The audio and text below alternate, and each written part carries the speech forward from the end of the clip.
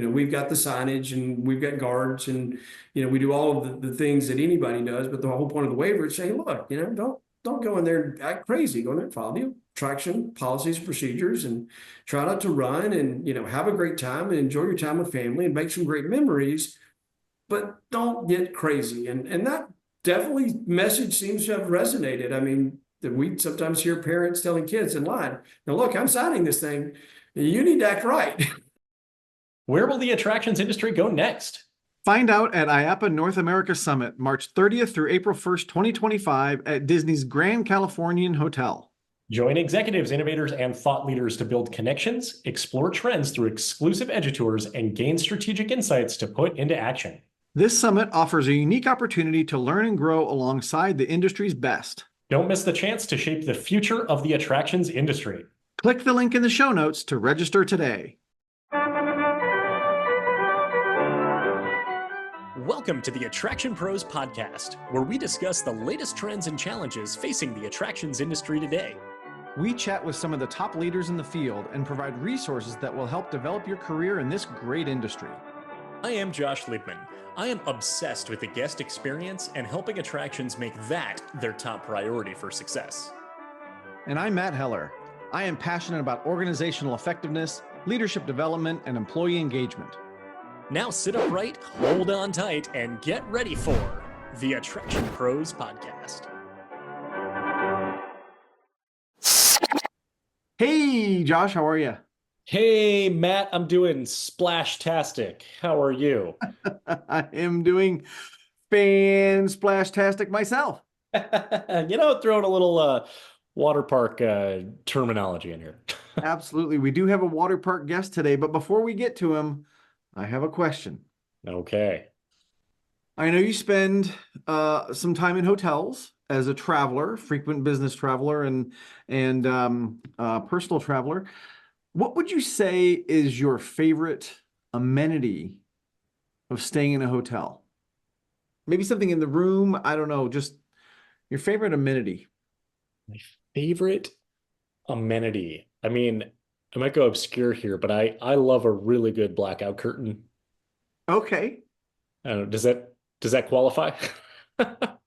It's what you thought of. It's something that's important to you in your stay. Like, if you don't have a good blackout curtain, is that going to impact your stay? It might impact my sleep. Yeah, which is impact your stay. In Las Vegas or Times Square or something like that. I'm a sucker for turn down service. Just, at the end of the day where they just pull the bedspread back and lay the robe over and put the slippers on the floor and the chocolate on the nightstand with the weather conditions for the next day and the blackout curtains closed and the lighting low and TV on to like a gentle music channel. It's just, you know what? That's my answer. There you go. Okay. Yeah. Okay. Yeah. Very What about good.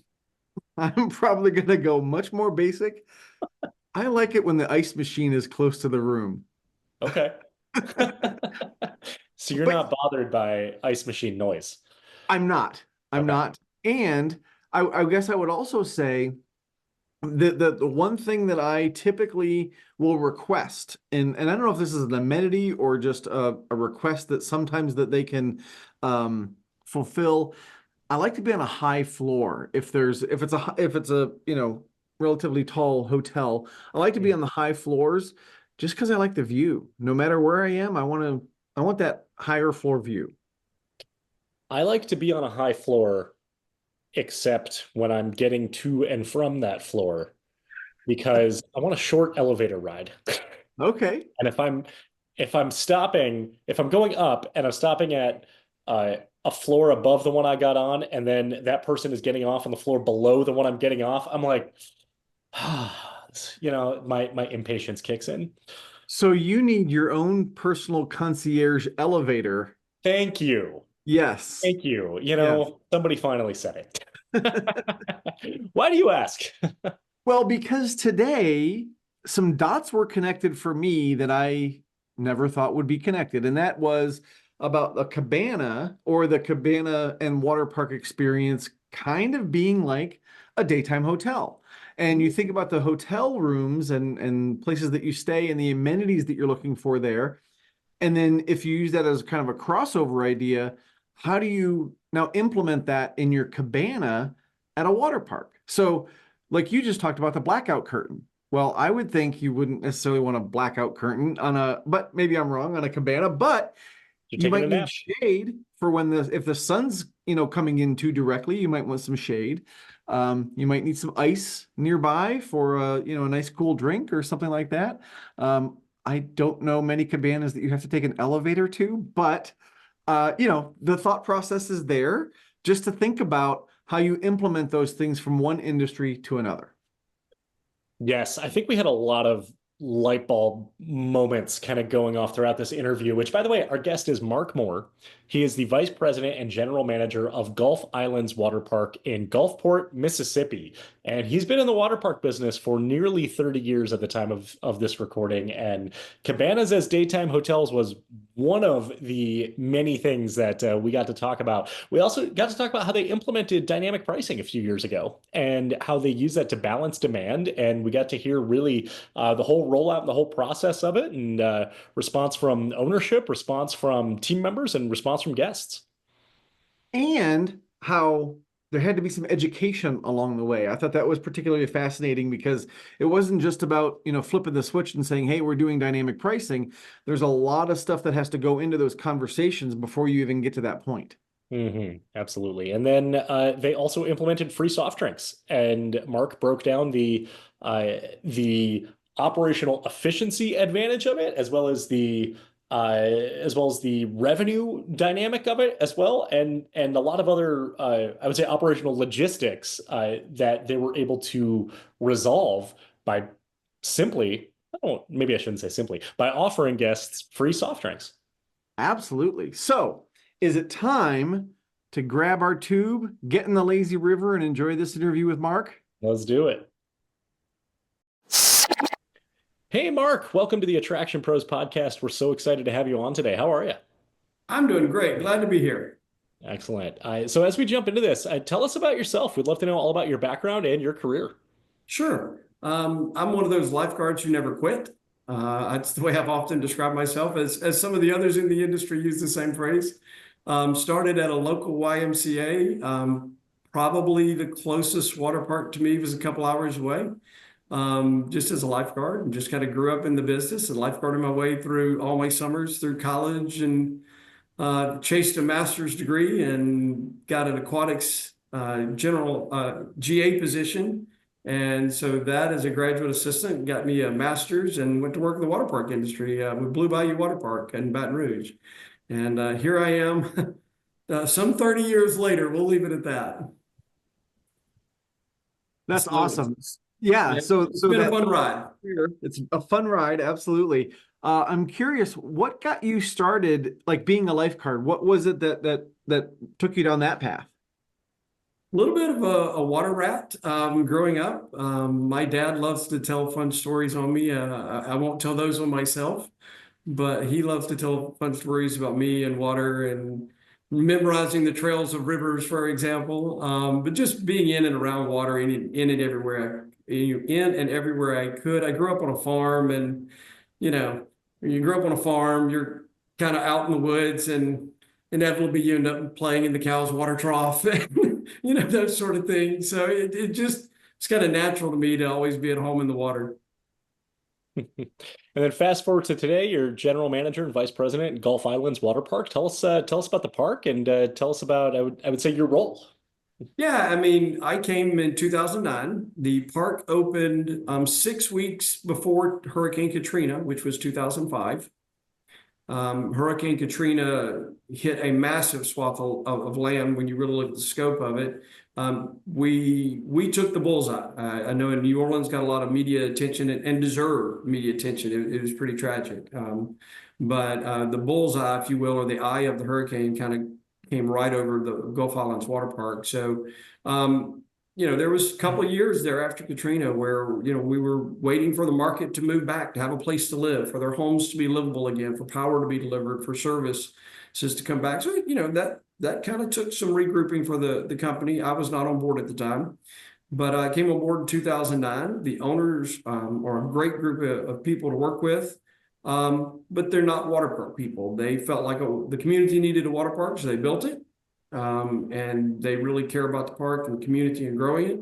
But they didn't have the industry background, the industry knowledge, and I came in and I didn't do anything innovative right out of the gate. It was more or less doing those things that are tried and true across the industry for the past, 30 or 40 years that I'd seen done many, many times. And we began to, turn the ship around, and the community began to move back to the area, and, the coast began to grow again. And we've been steadily growing ever since. So the park is a regional park. We like anyone, we get people from all over the world, but in generally, most of our draw is about an hour and a half, 2 hours away at max. And that keeps us plenty busy right there. So Mark, I'm wondering if you can dive into that kind of, I'll just call it a rebuilding process, after the hurricane and that type of thing. And what sort of things were kind of on your mind or in that process of when you came in 2009 to really get the park where it needed to be? Well, as many people have done, you start going, okay, well, how do I draw more people, right? I mean, and said a different way, what we sat down and looked at was, what's our average attendance currently? How do we drive our average attendance higher? For us as a local market park, it's a little easier, or I should say a lot easier to get people on Saturday and Sunday than it is Monday through Friday. So we got real aggressive with groups programs and birthday parties, and we just tried to build that average daily attendance. We took the original season pass model was about a $75 to $89 season pass at children and adults and those sort of things. We flat rated it right out of the gate at $50, and anyone and everyone, sell as many of them as we can. And of course, there's some people hear that and not knowing, they might initially think, well, what if everybody shows up on the same day? And of course, they asked me that question, and I looked at them and said, I hope everybody shows up on the same day, right? It's going to be a great day. So, I mean, it's a little bit of that mentality shifting of going from don't being afraid to try something and afraid to fail of let's just going for it. And if we fail, we'll try something else. And the ownership has been very supportive of that type thinking. They allow a fair amount of entrepreneurial craziness with some of the stuff we do. So with this entrepreneurial craziness, you're also looking at it through the lens of somebody who's been in the water park business for nearly 30 years. How do you balance, and I'll use the term entrepreneurial craziness with, Sure. Nearly 3 decades of foundational knowledge? I mean, there's some things you'll never get away from. 2 things that would apply to almost any business where you're asking people to come in as guests. Customer service, great guest service is never going to change. And there's a whole philosophy behind that, as you guys have covered in many other podcasts, and we follow many of those conversations. The other piece of it is safety. Those 2 things are simply never going to go away if you're inviting people into your venue. And so those 2 things simply don't change. The other things, you have a little bit more room to play with, if you will. Efficiency. Sometimes you want efficiency. You're trying to speed a line, but sometimes you're trying to sell ice cream in a big presentation. You're trying to do hand dipped and quality and all the toppings, and it's a slower process, but you're doing that for a reason. And so sometimes you can play with efficiency a little bit, for example, and so those are the things that you look for ways to innovate that excite guests, that give them the experience that they want, to bring the park to life in a different way. And so, that's as important for our crew members as it is for our guests. But those are just some of the things you start to play with on the outsides of some of the core guidelines, which never go away. Great guest service and safety, obviously, are no-brainers. So Mark, before we started recording, you were telling us a couple of things that I wanted to touch on. And one of them was about cabanas. Those have been, a big evolution at water parks and things like that. And you were telling us about some friends that had, a bunch of cabanas, and you called it a daytime hotel. And I wonder if you could kind of expand on that a little bit and give our listeners a little bit of a clue into that conversation. Sure. So a good friend of mine by the name is Steve McClosey out in California. He's got a park. It's got over 100 cabanas and shelters and things. And it really is crazy how many of those things they can sell. I've got 30 and I'm having days where I can't sell them all. I feel like I have to give them away at points. But anyway, that's clearly, that park is the way it's built. It's the way it works. And everybody loves to have their own picnic table and shelter and all those things together. But anyway, I said to Steve, I said, so you're a daytime hotel? And he kind of cocked his head over sideways at me a little bit. It's like, I don't know that I've ever thought about it that way, right? So we started bantering back and forth, just as friends will do. And we started saying, okay, well, you go to a hotel and you kind of maybe watch TV a minute. And maybe if you brought your food to your room, you eat your dinner and you relax and get ready for bed, go to sleep. There's 8 hours. You get up the next morning and there's maybe an hour, hour and a half before you leave the hotel room in many cases. If you add that up, that's about 4 to 5 hours that you're actually awake and in that hotel room. The rest of the time you're asleep. So that's interesting. So then you go, wait a minute, the water park experience is about 4.5, 5 hours at most water parks when families tend to wear out and call it a day. Wait a minute, there's a whole lot of similarities here between coming to a hotel, having a place kind of call your own and relax, and the amenities that are included and what makes you feel at home in a hotel. And water parks, same thing. What are the amenities that make you feel at home at a water park that allows you to relax? And cabanas are one of those things that do that. And so you just start walking that out over and over and over. And, okay, should we be doing towels, with every cabana because that makes people feel welcome at home? Do they expect a hard bench or do they want cushions on their bench, and all of those things kind of begin to affect how you deliver on your guest experience, specifically within a cabana, but really in anywhere else.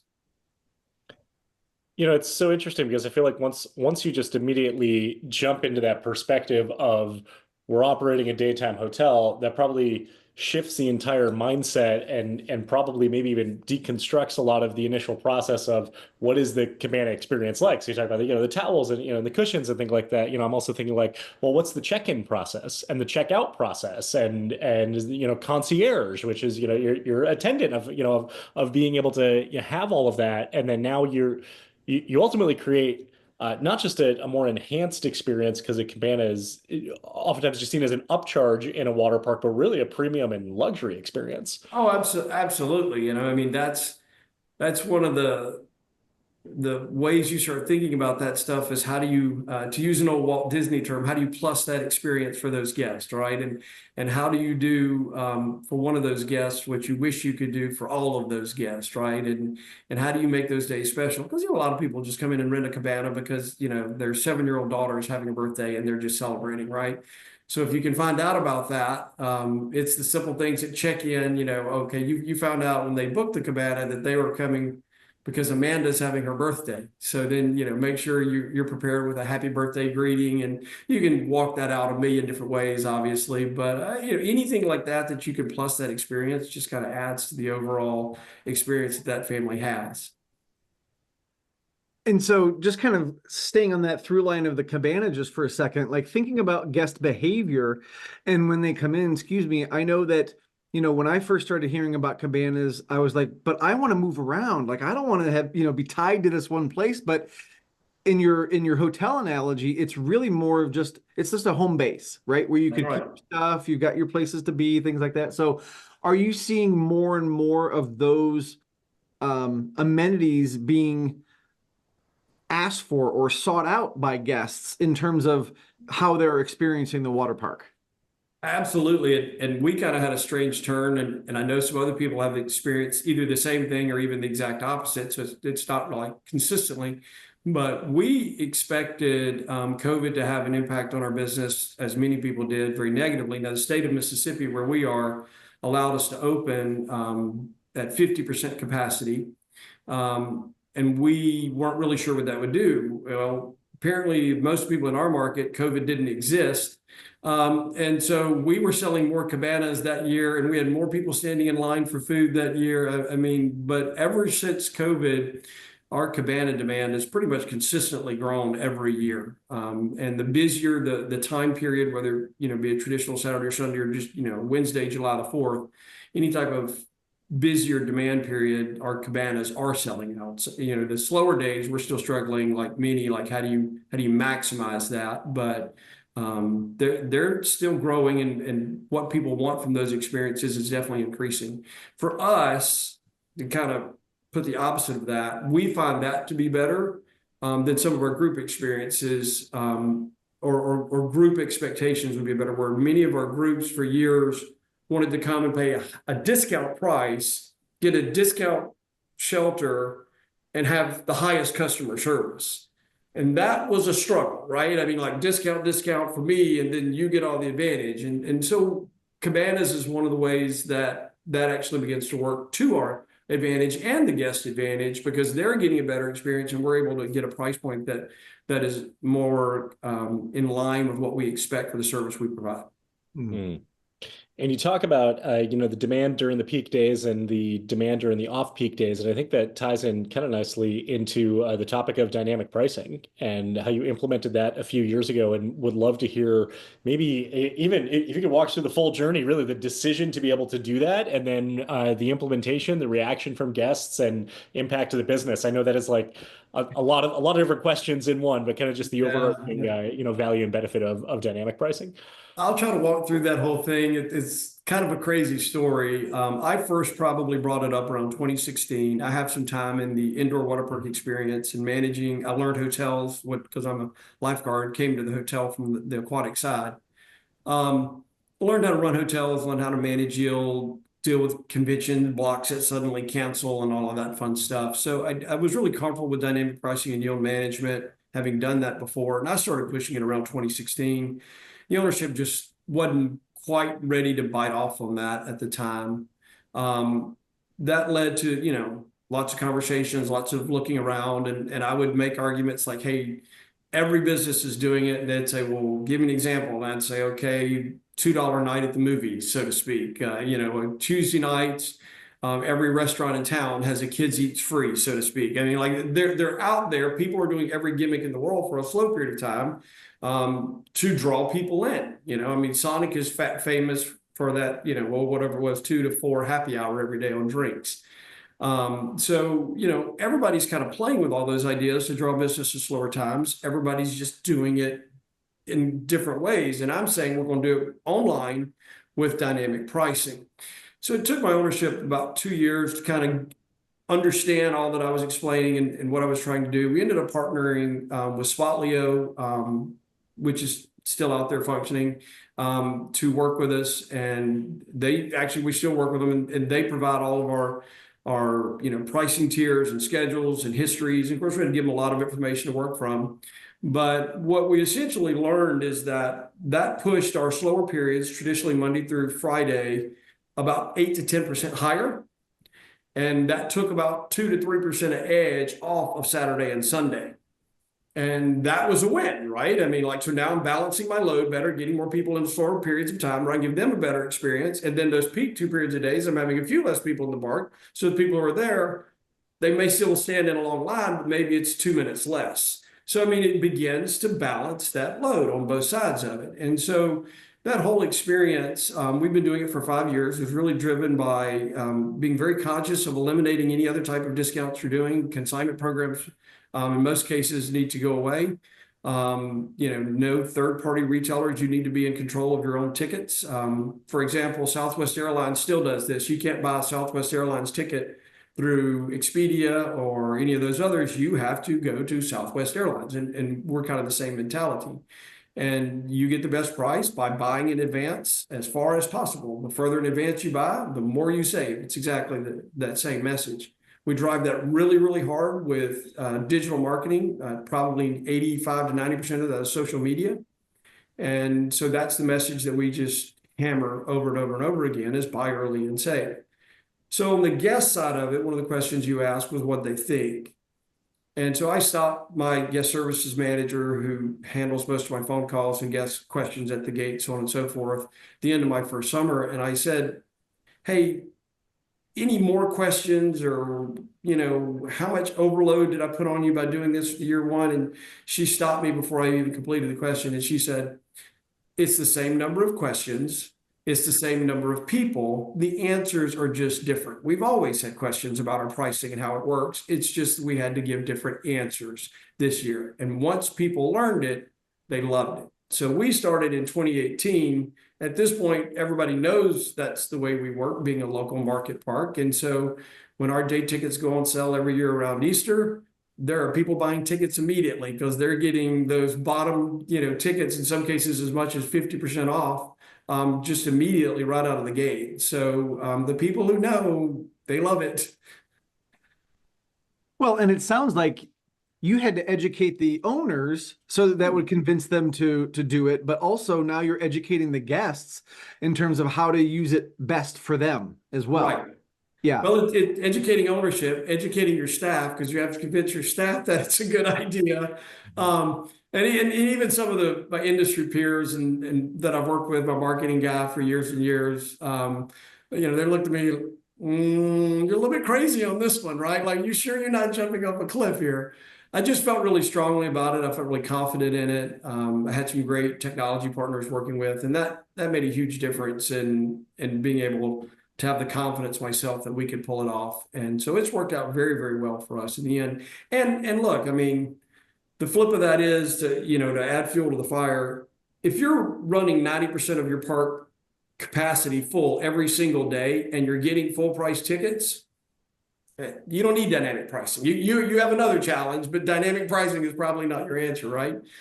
But you're probably already using $5 off coupons. You're probably already using, buy through this third-party retailer for a discount, or go shop at the grocery store and you get discount tickets. I mean, you're doing a lot of discounting the hard way. That's the way I look at it. I now no longer have programs to manage. I no longer have to be out making sure the kid cleaning the counter at Wendy's didn't grab all my coupons and throw them off in the garbage when he cleaned the counter that night. I mean, all that stuff is gone, right? And so there's massive, at least headache savings in that alone.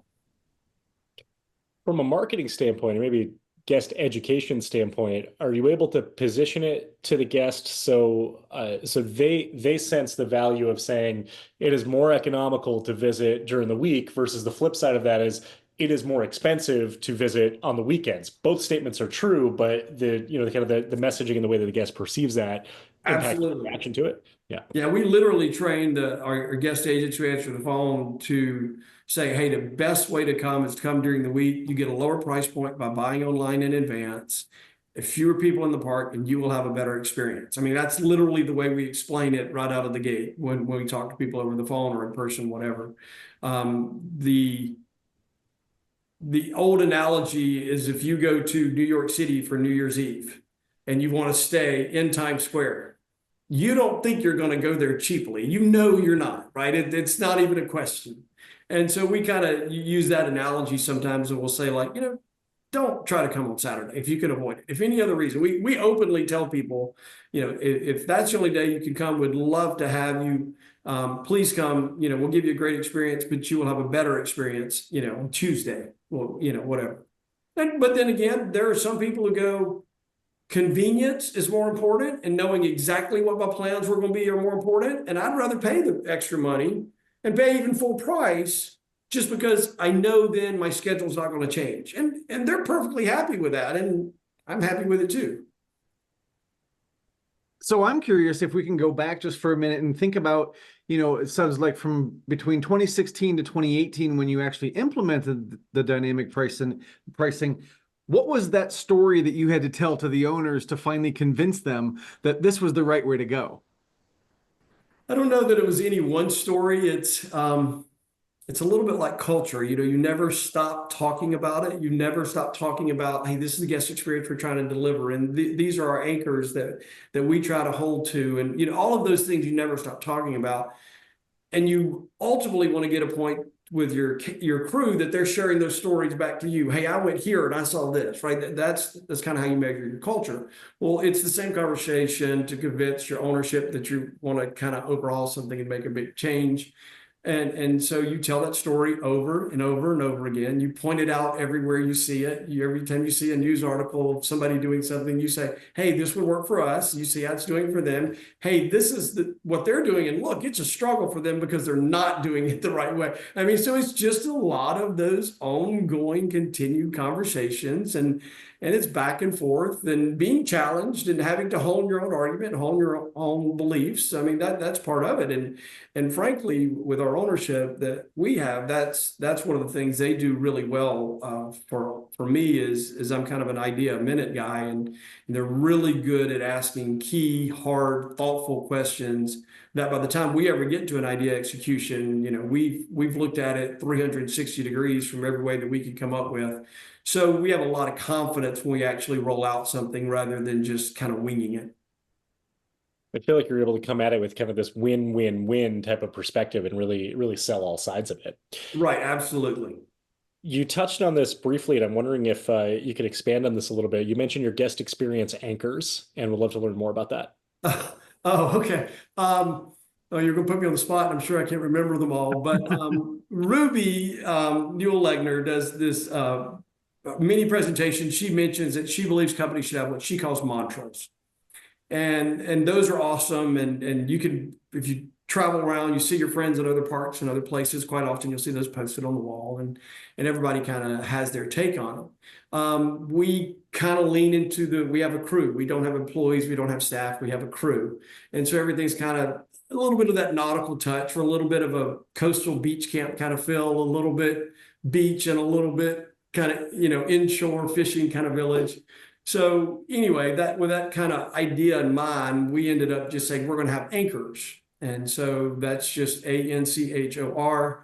And every letter stands for some of those key things. And of course, I'm probably going to get it wrong and out of order, but always strive to keep the place clean, ensure guests great service. Well, again, you're putting me on the spot. I can't come up with them. But anyway, and so what we do every day is we start the day, we do A, and then we do N, we do C, we do H, we do O, and we do R. And someone said, why don't you do S? And I said, well, that's 7 letters. And if you do 7, Sunday is always the same, and Monday is always the same. It can be 6, it can be 8, but it can't be 7. That was kind of my rule, right? And so we started doing those, and it's reminding people to do all those things that we know to do. Smile at the guest and take their pictures, pick up trash, all of those things which are kind of core tenets of every venue out there if you're going to be successful. So I'm kind of picking up a couple of things that you've said in answering a couple of different questions, and it's about consistency and persistence. Those two things I'm hearing as a thread, and I'm curious, are those two things like particularly intentional in your leadership style, or is that just kind of developed over the years? Probably more developed. I guess any of us kind of have, as young people, maybe have some pie in the sky ideas and convinced that we're right about something, and we charge head off into a telephone pole, and that kind of hurts really bad when you bang your head into it a couple of times. You start to think it's got to be a better way, right? And look, not that we get all of this right, not that we're perfect. We meet starting in the new year every year from January forward, and is our mission statement still the same?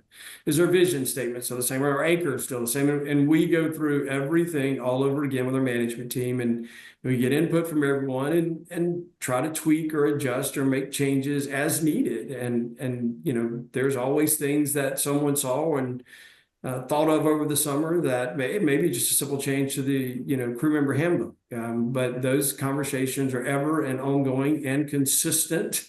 That's just part of the seasonality of what we do.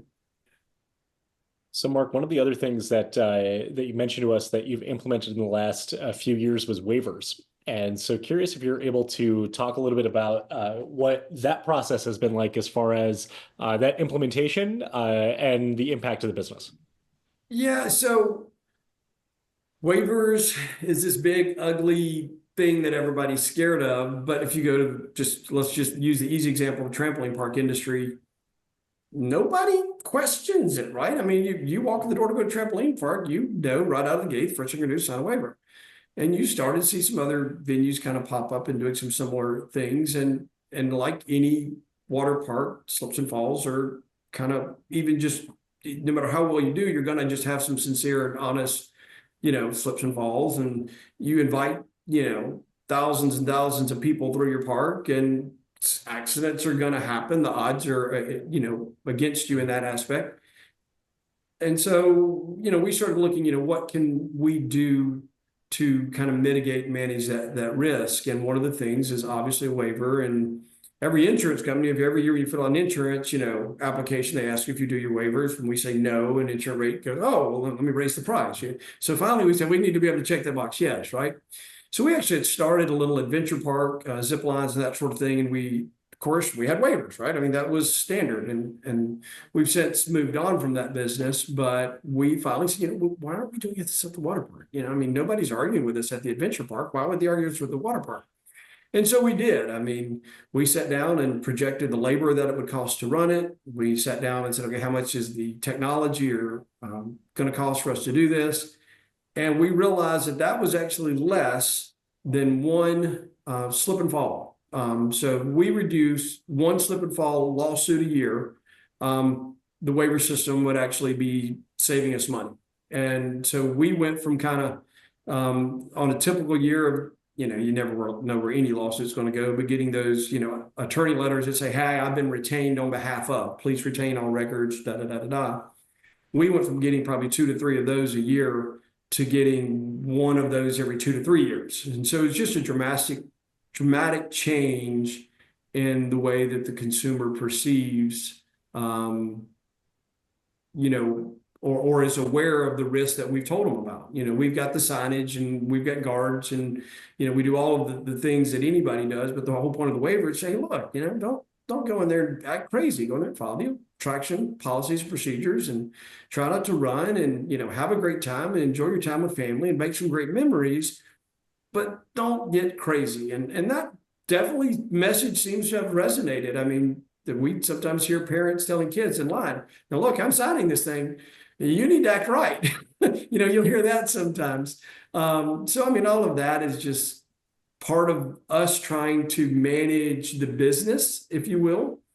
And we jumped off that and we really haven't looked back. And it's been an incredibly beneficial experience for us.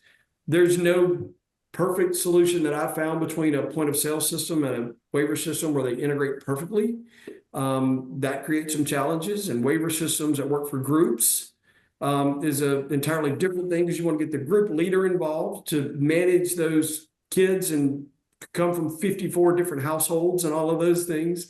So, you have to kind of dig into it a little bit to figure out how to make it work. But the money savings on the back end, just frankly, has been well worth it.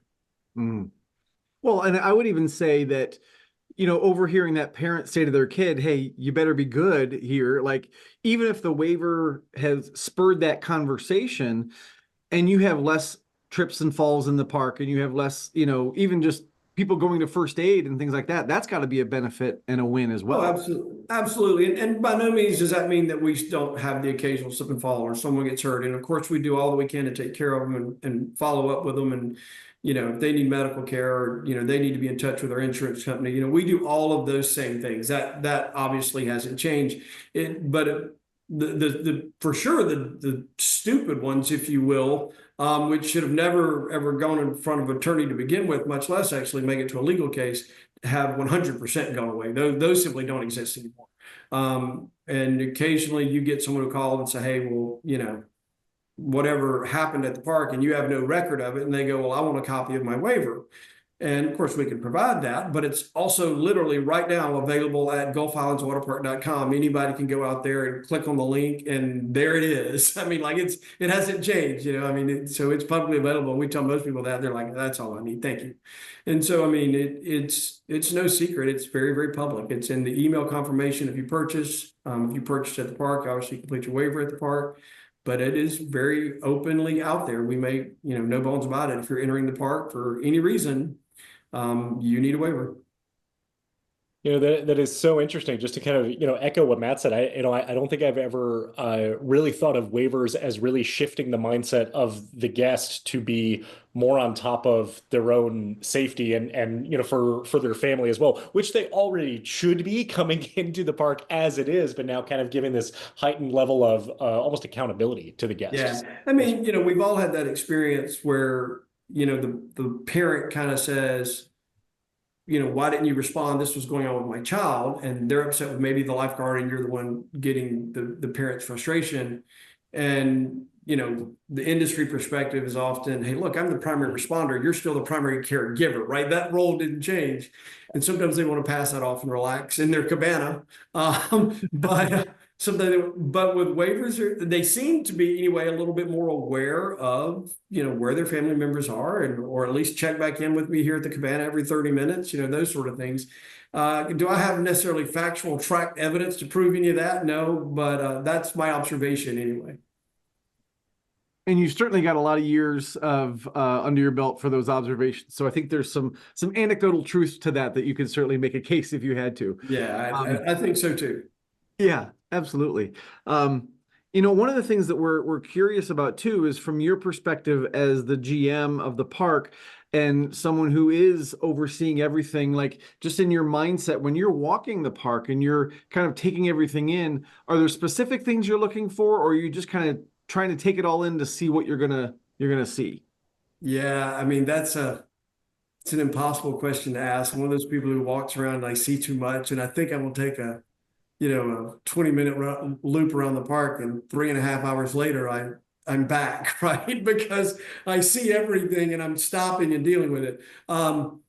We're very conscious of keeping our park clean.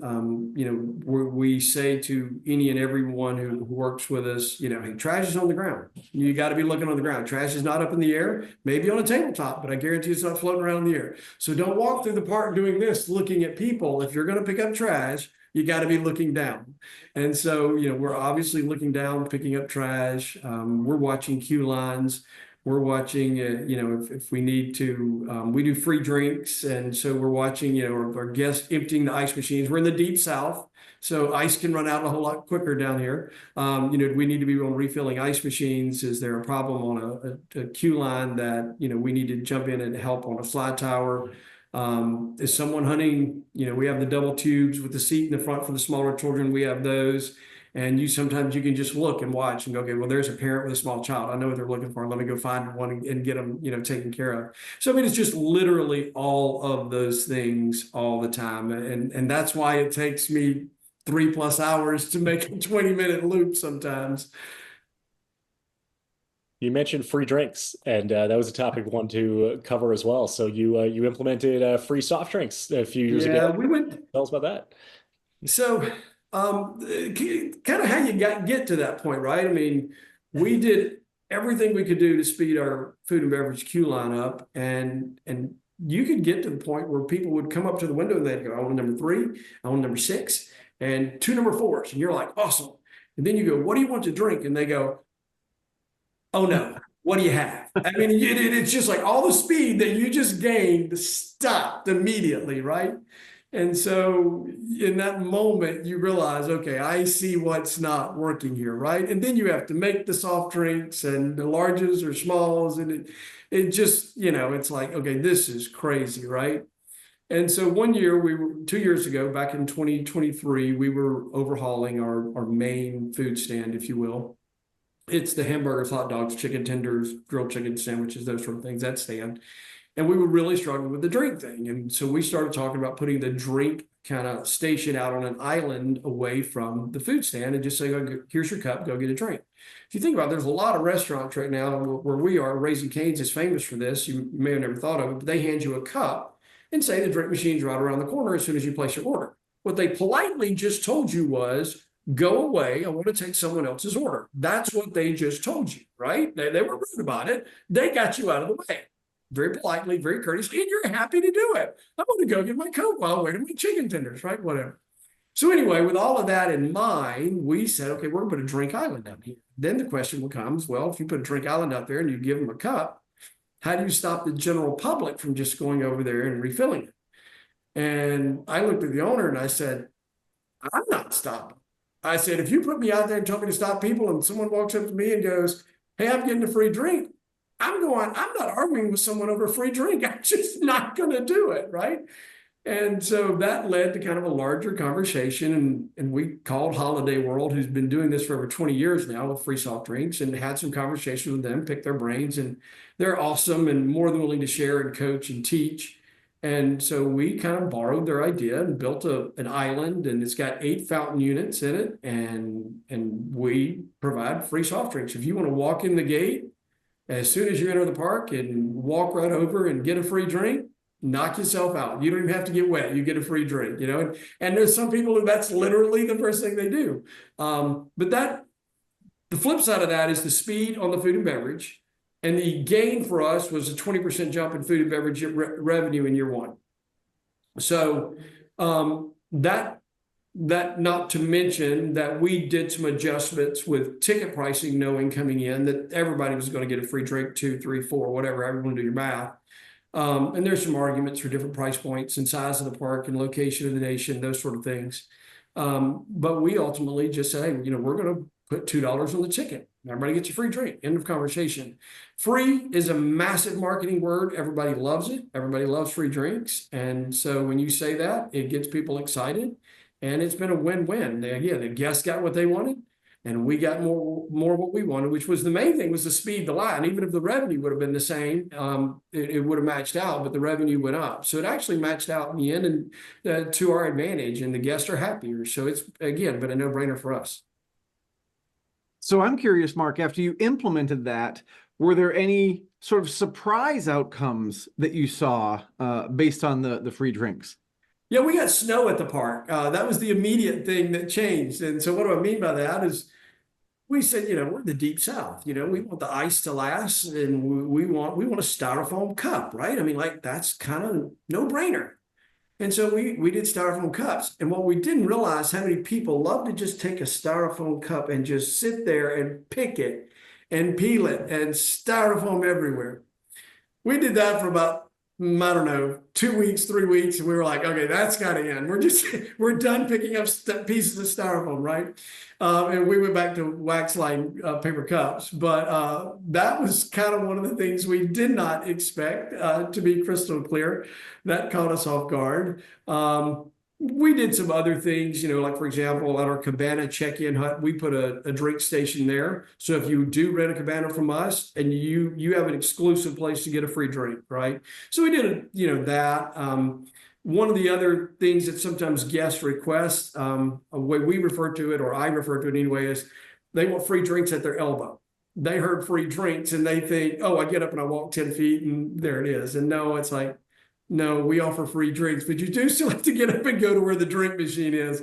And sometimes they're like, man, I have to walk up there. That's 1.5 minutes away. Yeah. I mean, if you want a free drink, you do.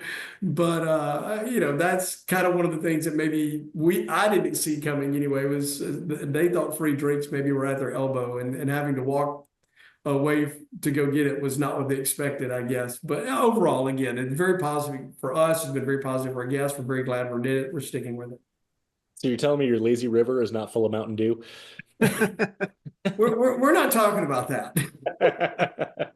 Mark, this has been such a fascinating conversation. Really enjoyed this as we start to get to the end of here. If people want to learn more about you or Gulf Islands Waterpark, where would you send them? Sure. The water park is obviously online, GulfIslandsWaterpark.com. The website's out there. Of course, we're on LinkedIn, so am I. You can find me on LinkedIn. You can hit me up at Mark, M-A-R-K, at GulfIslandsWaterpark.com. Or, of course, you can, you know, give me a call. I'll give you my cell phone number. It's publicly available anyway, 228-297-6972. So if anybody has any questions or wants to discuss any of this craziness any further, feel free to reach out. That's awesome, Mark. Thank you so much for sharing all of that, and for all of the insights and perspectives you shared during this conversation. It's been wonderful. So again, thank you for your time. And for everybody out there who's watching and listening, just remember, we are all attraction pros.